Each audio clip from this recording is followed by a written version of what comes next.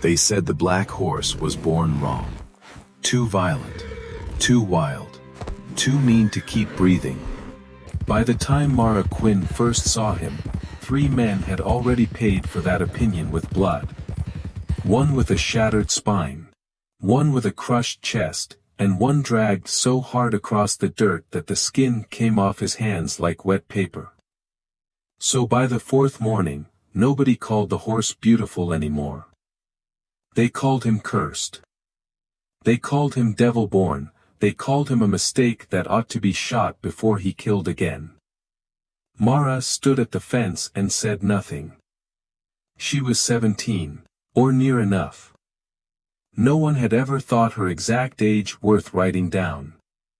The horse stood in the far corner of the pen, coal-black, muscles tight under his skin, one white blaze down his face like lightning frozen in bone.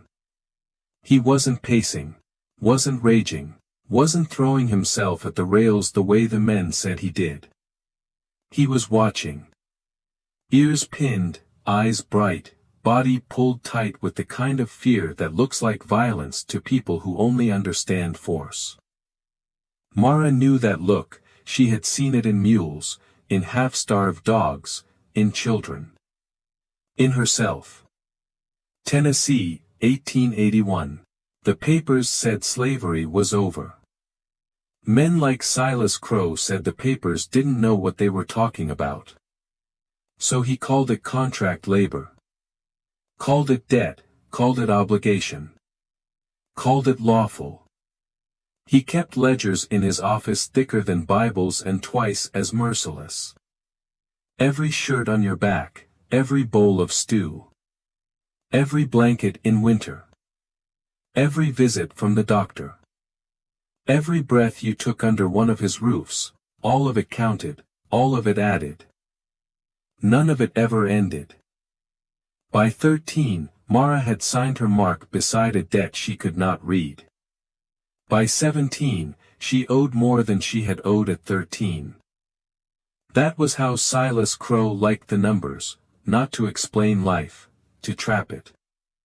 Silas Crow bred horses the way some men bred fear, carefully, profitably, without pity.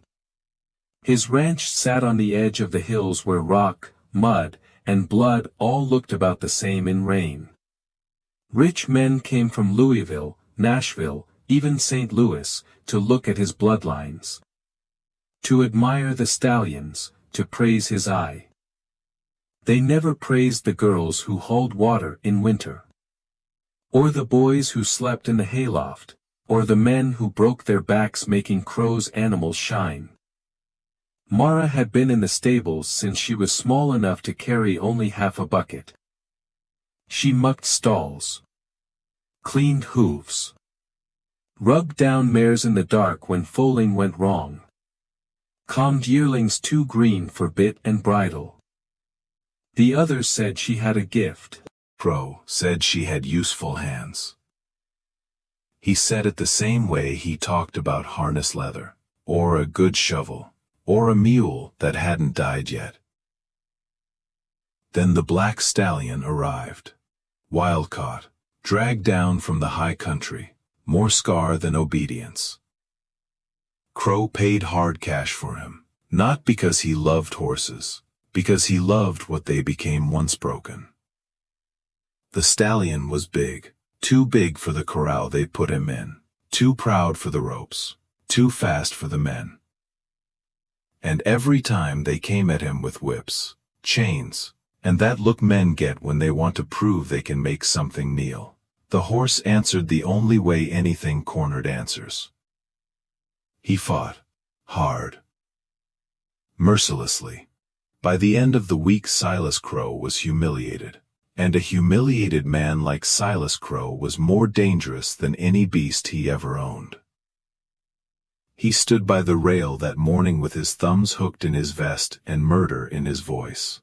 If he ain't broke by Sunday, I'll put a bullet through his skull.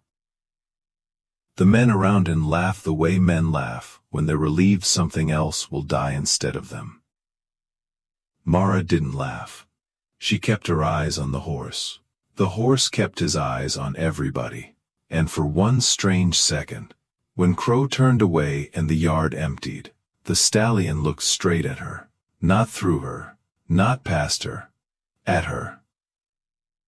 There was dirt on his flank, a half-healed rope burn at the neck, blood dried dark near one rear hoof. He looked less like a monster than a thing that had been told too many times that pain was coming. Mara knew that look, knew what it meant to live braced for the next hand, the next order, the next blow. "He ain't evil," she said softly. No one heard her. "He's scared." One of the older stable hands turned to look at her, then back at the horse, then at her again.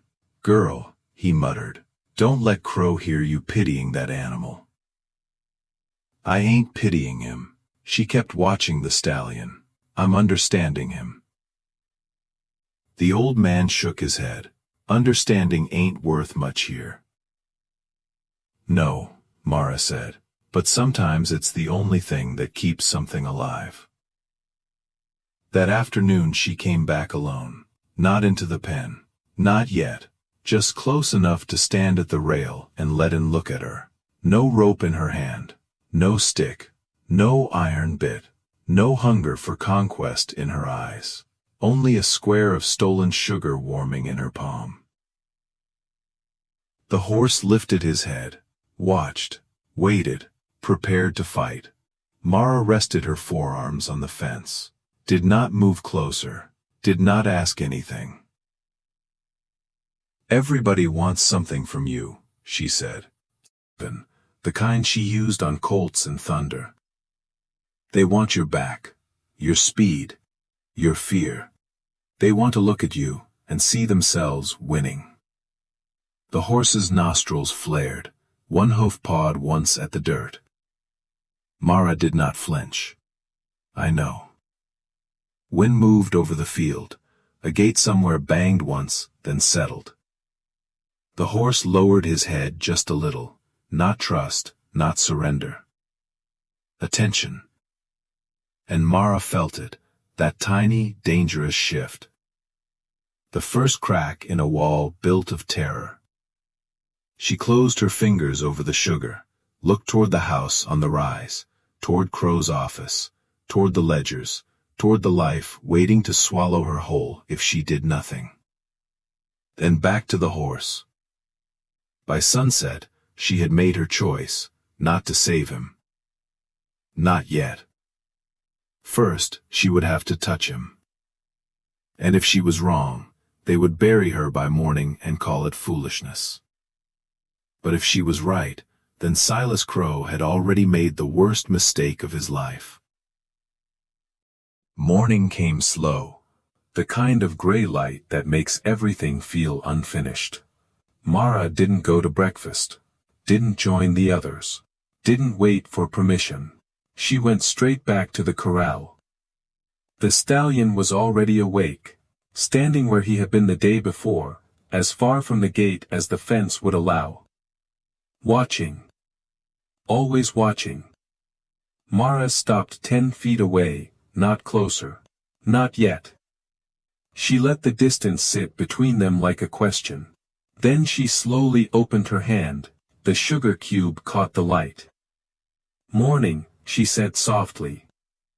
No answer. No movement. Only that same tension coiled under his skin. "I ain't got nothing on me." She turned her wrists, showed her empty palms. No rope. No chain. No bit. Just this. She lifted the sugar slightly. "And I ain't even sure you want it." The horse's ears flicked, forward, then back again. A decision trying to form. Mara took one step.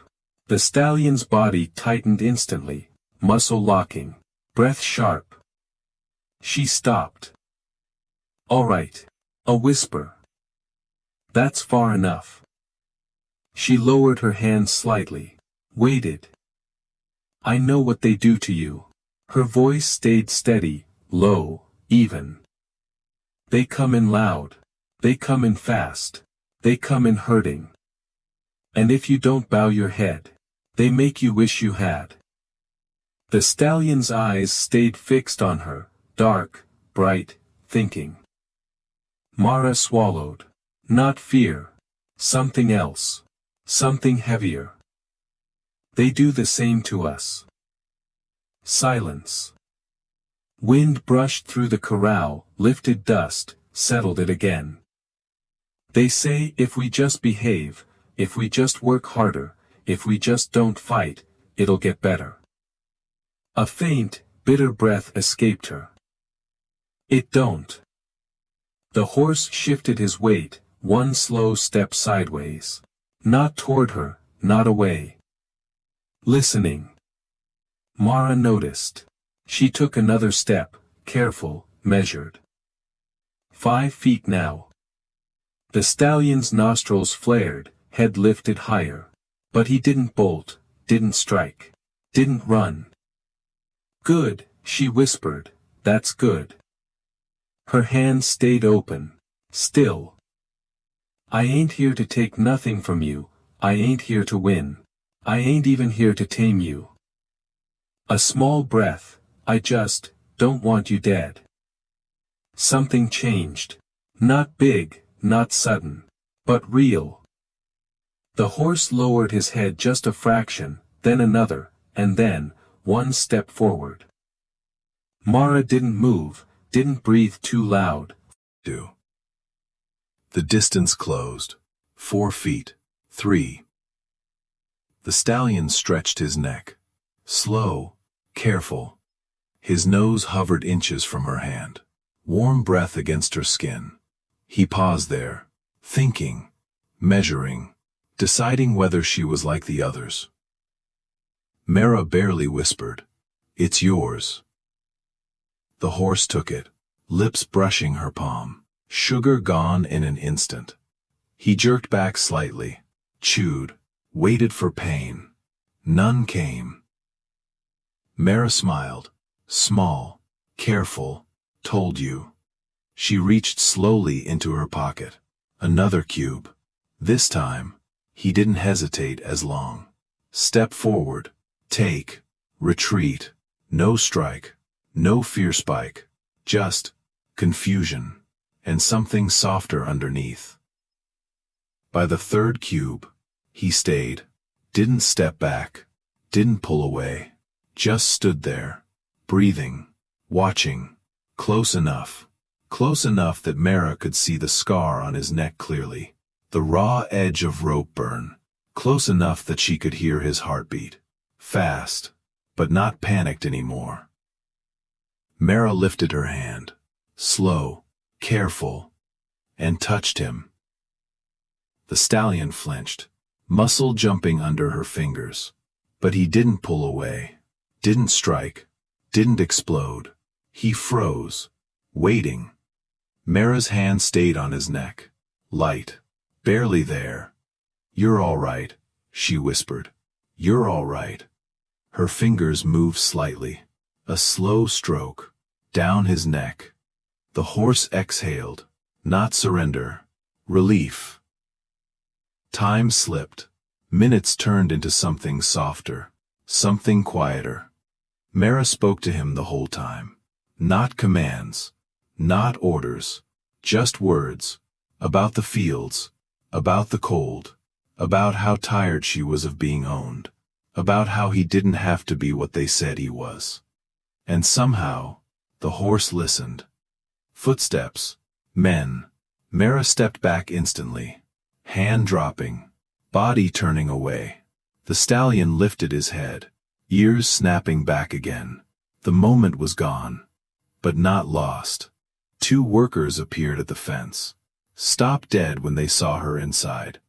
"What the hell are you doing?" Mara didn't answer. The horse stood behind her, not attacking, not raging, just watching. Different now. Girl. One man stepped closer to the rail, voice low, uncertain. "How you still breathing?" Mara looked at them, then back at the horse. "He ain't trying to kill me." The men exchanged looks. "Yeah," the older one muttered. Night. Mara stepped out of the corral, closed the gate behind her. Her heart was still pounding, hands shaking just enough that she hid them in her skirt.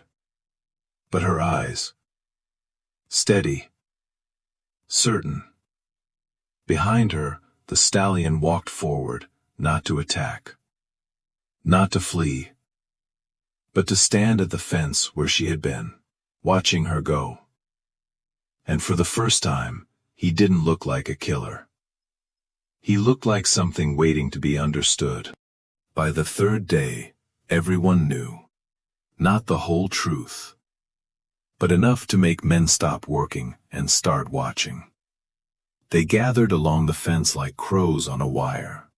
Stable hands, field boys, even a few house servants who had no business near the corral. All of them waiting to see how long it would take for the girl to die. Mara ignored them. She stepped into the pen like she had the day before. No rope, no whip. Just her voice, and the quiet weight of a decision she could not undo. The stallion lifted his head the moment she entered, ears forward. Not pinned. Not yet. He knew her now. Not fully, not safely, but enough that she was no longer just another threat. "Hey, you," she said softly. "No sugar this time. Just her. I ain't got anything today." The horse watched her hands. Empty. Watched her body. Still. Watched her eyes. No challenge. No dominance. No hunger to break him. Mara took one step closer. No reaction. Another. Still nothing. 3 steps. 4.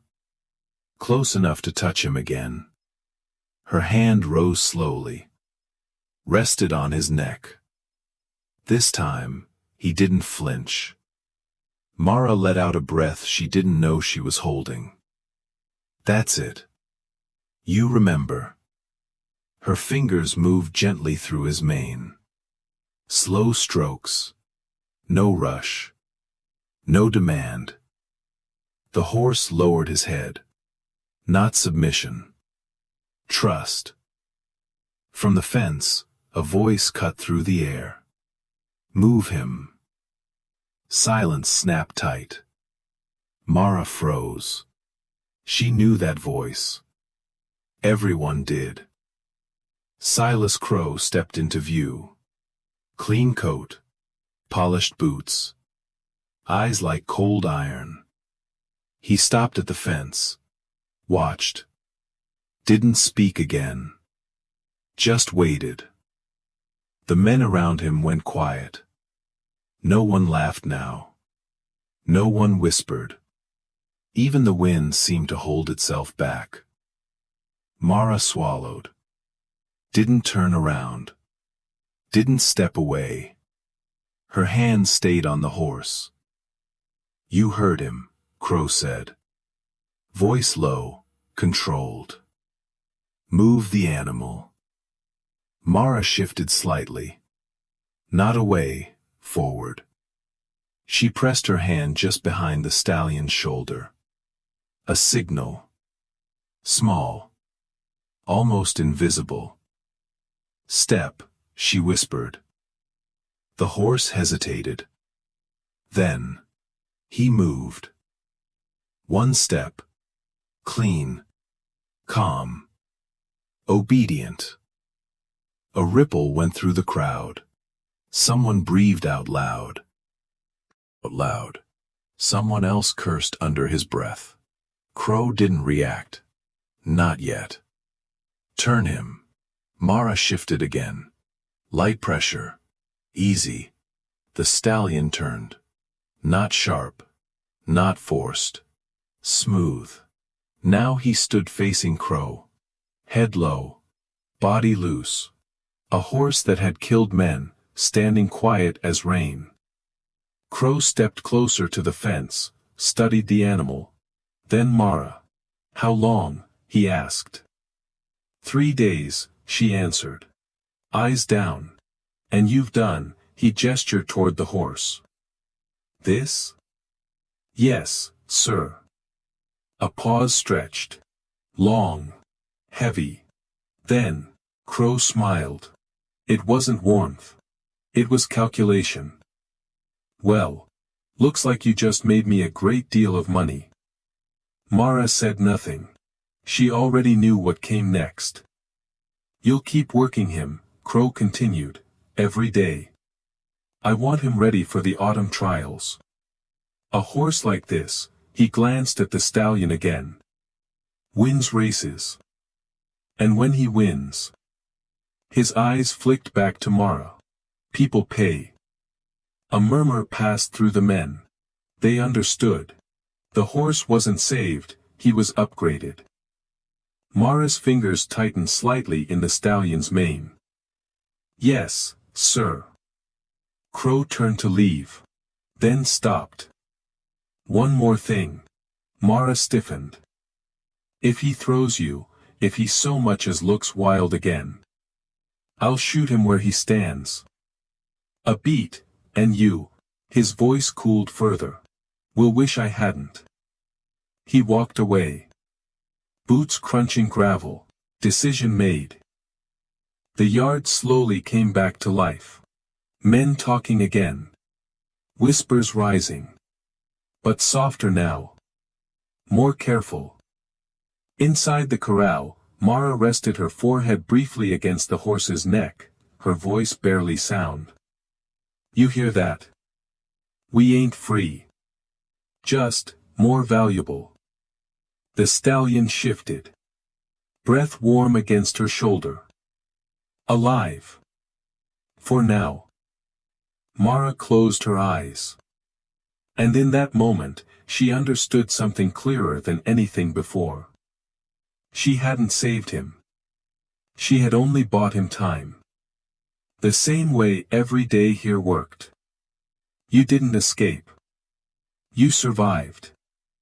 One breath at a time. She pulled back slightly.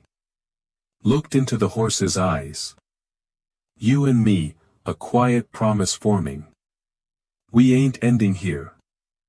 Outside, clouds were gathering over the hills, and somewhere far off, thunder rolled. The day they had been building toward came loud. Too loud. Too many people, too many eyes, too much at stake for something that had once just been a girl and a horse standing quietly in a field. Men in pressed coats, women under parasols, money changing hands faster than breath. Silas Crow stood among them like a man already celebrating. Because to him, this wasn't a race. It was proof. Proof that everything could be broken. Everything could be owned. Everything could be turned into profit. Mara stood beside the stallion at the edge of the track. His coat shone. His muscles coiled. His breath steady, but tight. He didn't like the noise. Didn't like the smell of too many humans. Didn't like the tension in the air. She felt it through him. Every flick of his ears. Every shift of his weight. It's all right, she whispered. Same as the field, just louder. Her hand rested against his neck. He leaned into it, just slightly. Enough. The call came. Riders mounted. 10 horses moved toward the starting line. 9 trained for this. 9 bred for it. 9 owned by men who had spent years shaping them into something predictable. And 1 who had been wild until a girl refused to break him. Mara swung onto his back. No saddle. No heavy tack. Just balance. Just trust. Just the thin line between control and connection. The stallion shifted beneath her. Not fear. Energy. Waiting. Easy. She leaned forward slightly. Wait for me. The line tightened. Silence fell for one breath. Then, everything exploded. Hooves tore into dirt. Dust rose. Shouts blurred into noise. The stallion hesitated, just a fraction. Too much sound, too much pressure. The pack surged ahead. 1, 2, 3 lengths behind. Mara felt it. That edge. That place where fear turns into flight. She leaned low, closer to his neck. Not away, she whispered. Forward. Run with me. The stallion's ears flicked back, listening. Then forward. Decision made. He ran. Not panicked. Not wild. Free. They moved through the pack. One horse passed, then another. The wind cut sharp across Mara's face. Her eyes watered, not from fear, from speed. The track blurred. The crowd dissolved. There was only rhythm now. Only breath, only motion. Only them. Good, good. Her voice steady, guiding, not forcing. They reached the middle of the pack, then beyond. Only 2 horses left ahead. The leader pushed harder. The second held tight. Both trained for pressure. Both bred for obedience. But the stallion, he wasn't running for Crow. He wasn't running for money. He wasn't running for pride. He was running because Mara asked him to. Now, she whispered. Now, go. He surged, not faster, stronger, like something inside him had finally been allowed to exist. They passed the second horse, pulled even with the leader, neck and neck. The finish line ahead, close, too close. The other rider struck his horse, whip cracking, force, demand. Mara didn't. She leaned forward, pressed her hand into the stallion's neck. I trust you. And that changed everything. The stallion lunged forward, not from fear, from choice. They crossed first. Noise exploded around them. Cheers, shouts. Money won and lost in seconds. Silas Crow was already laughing, already claiming victory, already turning this moment into something he owned. Mara slid off the horse. Her legs shook, her hands trembled, but her eyes locked on the stallion. He stood there, chest heaving, alive, victorious, beautiful. Crow approached, fast, satisfied. Well done, he said, not to her, to himself. I've already got offers. He smiled, cold, more than I paid 10 times over. Mara felt it before he said it. The shift, the end of something. I'll sell him by week's end. Simple, final. The world seemed to tilt. You trained him well, Crow added. I'll see you get a small credit. A pause. Don't get attached. Mara didn't answer. Couldn't. Her hand found the stallion's neck again. He turned his head toward her, quiet, trusting, and in that moment, she understood something far worse than fear. Winning had sealed his fate. She closed her eyes briefly, her voice barely a breath. They're going to take you. The stallion stood still, as if waiting, as if he already knew. Mara opened her eyes, and something inside her shifted. Not fear, not hesitation. Decision, if they sell you. She swallowed. They break you. Her hand tightened in his mane. And I won't let that happen. Behind her, Crow laughed with buyers. Ahead of her, the open land stretched wide. And somewhere far beyond it, a place where nothing belonged to anyone.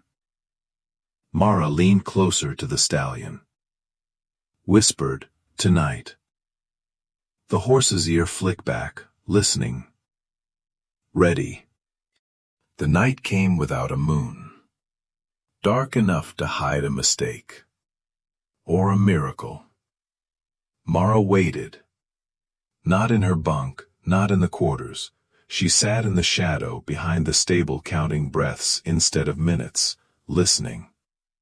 Bootsteps, doors, voices fading, until the ranch finally settled into that fragile silence, where everything dangerous begins. She moved, slow, careful. Every board knew her weight. Every hinge knew her timing. She slipped inside the stable like she had 100 times before. But tonight, everything mattered. The stallion lifted his head the moment she entered. No panic, no fear, just recognition. "We're going," she whispered. No hesitation, no explanation. Because some things don't need words. She didn't saddle him, didn't bridle him. Nothing that could slow them, nothing that could make noise. She opened the stall. The horse stepped out, quiet, trusting. They crossed the yard together, past the empty trough, past the sleeping dogs, past the house where her whole life had been counted in someone else's ledger. At the fence, she stopped. One last look. Not at the house. At the ground. At the place that had never been hers. Then she climbed. Dropped down the other side. Turned, and reached up. The stallion didn't hesitate. He cleared the fence in one smooth motion. Landed beside her. Free. For the first time. Mara swung onto his back. No saddle. No plan. Just direction. North. Run. He ran. Not like the race. Not controlled. Not measured. This was different. This was escape. They tore through the dark. Fields. Fences. Brush that clawed at her arms. Wind ripping tears from her eyes. Not from fear. From everything she was leaving behind. By dawn, they were miles away. Far enough that the land felt different. But not far enough to be safe. She heard them before she saw anything. Dogs. Far off. But coming. "They'll track us," she whispered. "They always do." The stallion's ears flicked back. Listening. Understanding. They didn't stop. Didn't rest long. Didn't dare. Day blurred into night, night into day. Hunger. Thirst. Hunger, thirst, pain. None of it mattered. Only distance. On the fourth night, they reached the river. Wide, dark, fast. Mara slid off his back, stood at the edge, water pulling at the bank like it wanted everything. Behind them, dogs. Closer now. Men, shouting. She placed her hand on the stallion's neck.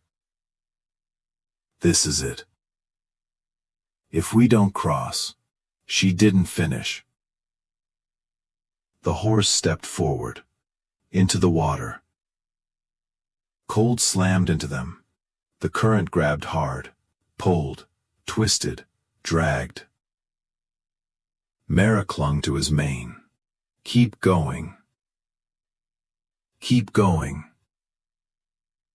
Halfway across, a bullet struck the water.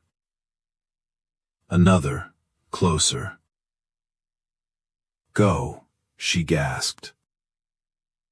The stallion surged, fighting the current. fighting everything that wanted to pull them under. Then, his hooves hit ground. He lunged forward, climbed, dragged them both onto the far bank. Silence. Only water behind them. Men on the other side, unable to follow. Mara collapsed to her knees, breathing hard, laughing, crying, all at once. We made it. We made it. The stallion stood over her, guarding, breathing steady again. She looked up at him, water dripping from his mane, eyes clear, free.